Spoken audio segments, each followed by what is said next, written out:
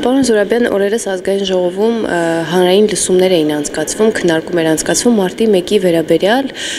եվրոպական դատարանում ներկայացված ասում են, որ իշխանությունը եվրոպական դատարանին մարտի 1-ի վերաբերյալ որևէ փաստ չի ներկայացրել, սակայն քաղաքական ոլորտում բոլորը գիտեն, որ ամենատեղեկացվածը ՀԱԿ-ն է եղել, սակայն քննարկմանը ՀԱԿ-ից որևէ մարդ, որևէ ներկայացուցիչ, այդպես էլ չի եղել քննարկմանը, չի հրավիրվել։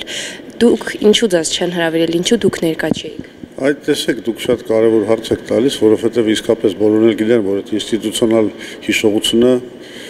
մենք ենք պահում, բոլոր ֆայլերը, բոլոր հետաքննությունները, փաստահավաք խմբի, չգիտեմ, բոլոր մեր հայտարարությունները ամբողջ ընթացքում քաղբանտարկյալների հետ կապված ֆայլերը բոլորը մեզ մոտ են, ունենք անգամ մասնագիտացված մարդ այդ հարցում, ասենք Արմեն Խաչատրյանն է, որը մեր իրավաբանական հանձնաժողովի նախագահն է, իսկ շատ բնական կլիներ, եթե նրանց մտքով անցներ, ասենք հրավիրեին։ Բայց ասենք իրանց քաղաքական մոլուցքը ու ատելությունը կոնգրեսի նկատմամբ այնքան մեծ է, որ իրենց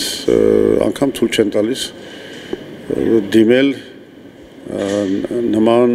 հրավերով։ Նայել եք քննարկումը, պարոն Զուրաբյան։ Քննարկմանը նայել եք, հետևել եք։ Չէ։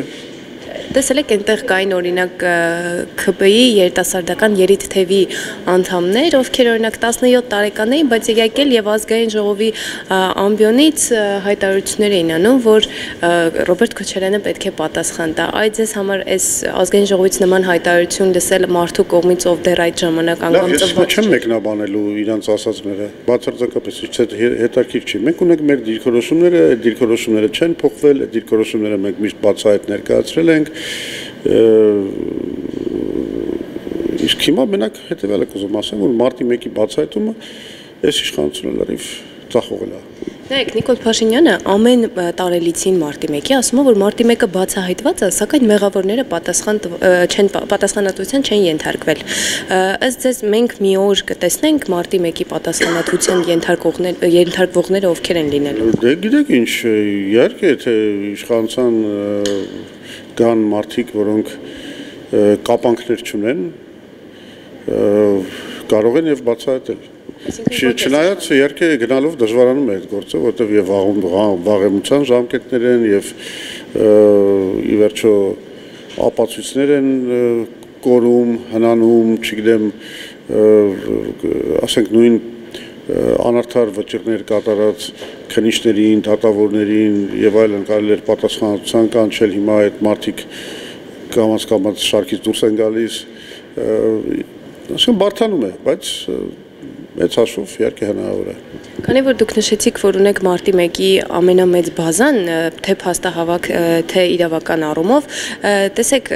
Հայաստան խմբակցությունը հանրային լսումներից առաջ հայտարարություններ տարածել եւ ասելով, որ Նիկոլ Փաշինյանը մարտի 1-ի գլխավոր մեղավորներից մեկն է, ով եկել է իշխանության եւ փորձում է բացահայտել մարտի 1-ը, դուք եք այդպես կարծում։ Լավ էլի, մենք մեր բոլոր դիրքորոշումները հայտնել ենք, այդ թվում նաեւ Քոչարյանի դերի մասին, ոչ մի բան չի փոխվել։ Ոչ մի բան չի փոխվել։ Եթե Փաշինյանին ինչ-որ բանի մեջ կարանք մեղադրենք, դա նրա մեջ է, որ հակառակ իր բոլոր խոստումների մարտի 1-ի գործ ինքը չբացահայտեց։ Ավելին նրանց արեց, որ այդ մարտի 1-ի գլխավոր պատասխանատուները եկան իշխանության, ոչ թե իշխանության, այլ եկան ազգային ժողով։